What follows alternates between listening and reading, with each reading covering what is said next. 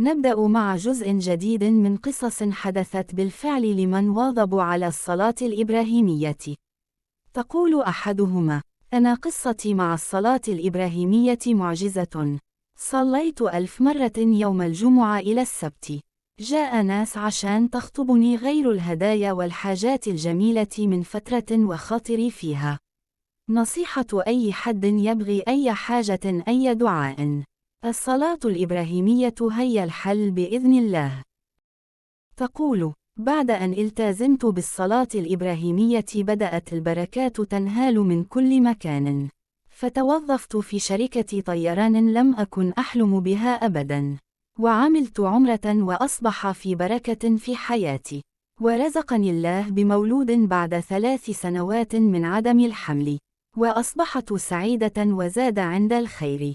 تقول: الحمد لله استجاب اللهم لك الحمد والشكر. بفضل الله والصلاة الإبراهيمية تحقق لي حلمانا. وكشف الله لي خبث شخص في أقل من شهرين. واظبوا على الصلاة الإبراهيمية. ولا تيأسوا ولا تتعجلوا. إن الفرج قادم بحول الله. ولا يأس مع الله الذي يقول للمستحيل كن فيكون.